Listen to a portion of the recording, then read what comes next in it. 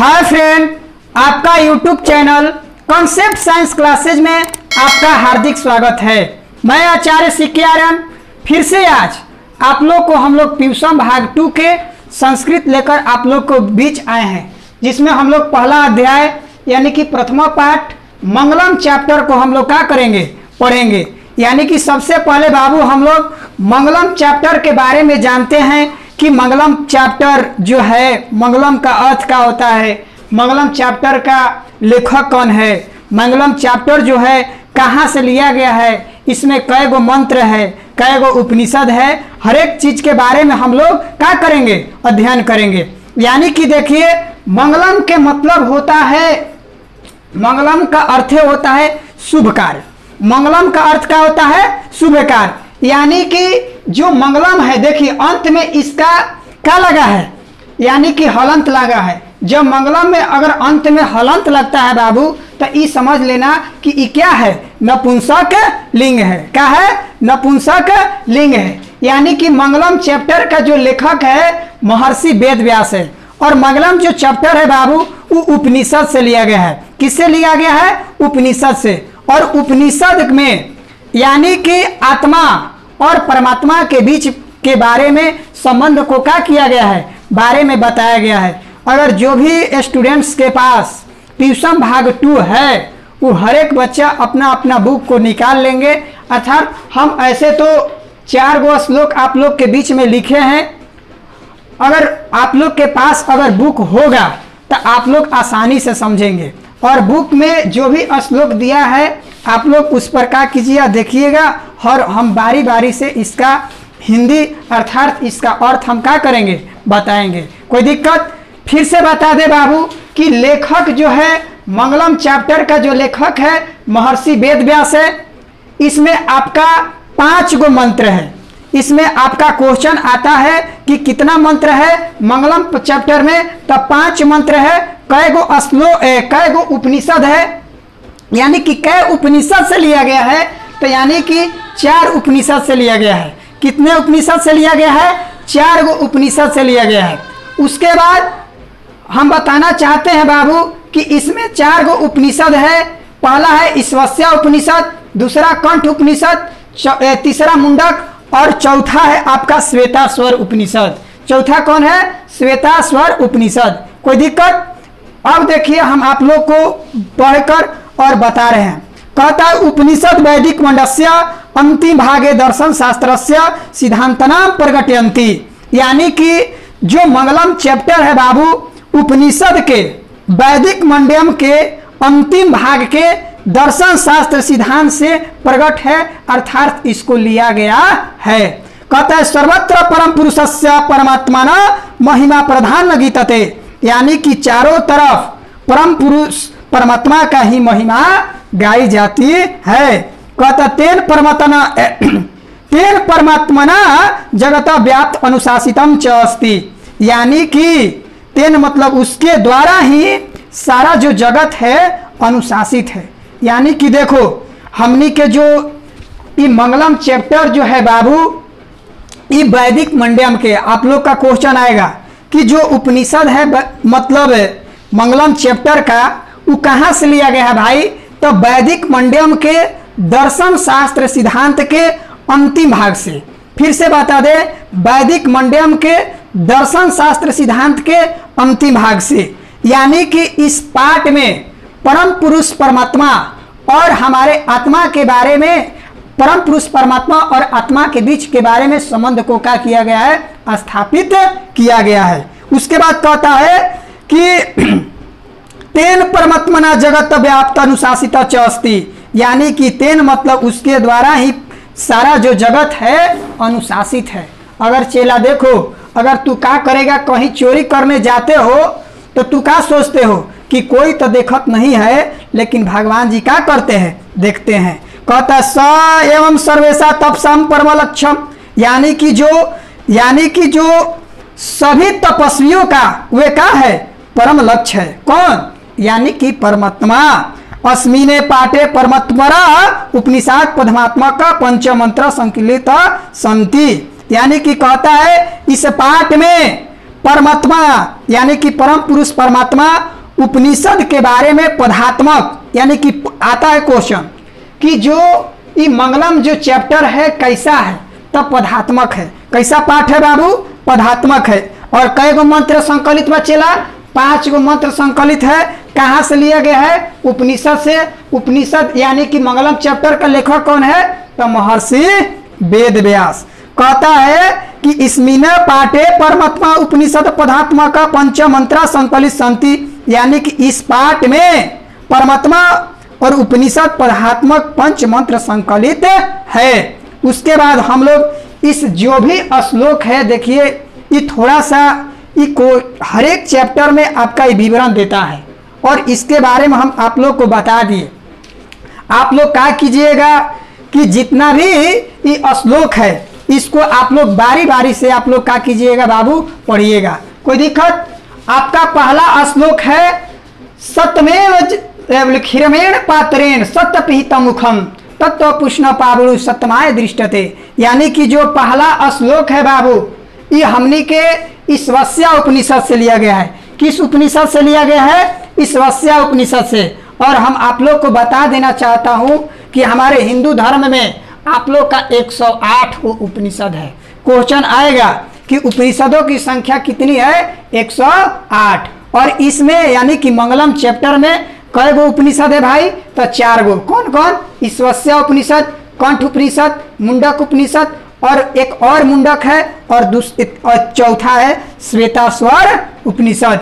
पहला हम समझेंगे हिरमेण पात्रेण सत्यपिहित मुखम तत्व पुष्ण पावरु सत्यमाय धीष्टते, यानी कि हिरमेण पात्रेण, यानी कि इसका हिंदी है कि जो सोने के पात्र से, बोले सत्य का जो मुख होता है बाबू, सोने के पात्र से क्या होता है? ढका होता है। सत्य का जो मुख होता है, यानी कि देखिए हिरमेण के मतलब होता है सोने सा, और पात्रेण के मतलब होता है आवरण, और सत्य पीतम का मतलब सत्य, पीतम मतलब ढका हुआ, और मुखम मतलब मुख।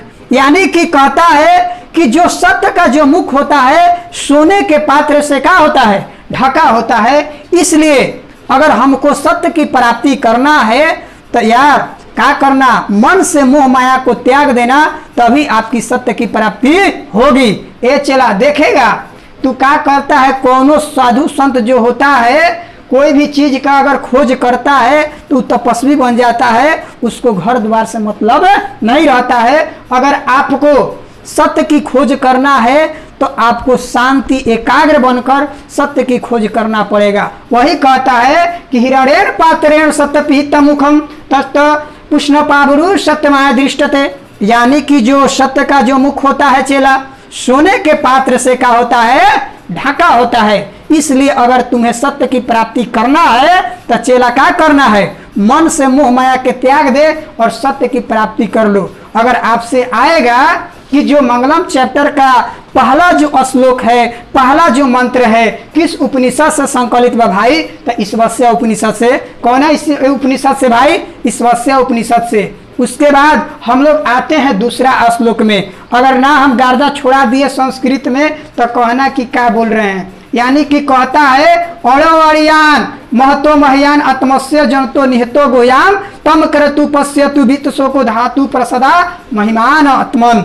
यानी कि कहता है बाबू, यानी कि हम लोग का जो मतलब हृदय रूपी गुफा में जो आत्मा होती है, सूक्ष्म से सूक्ष्म होता है और महान से भी महान।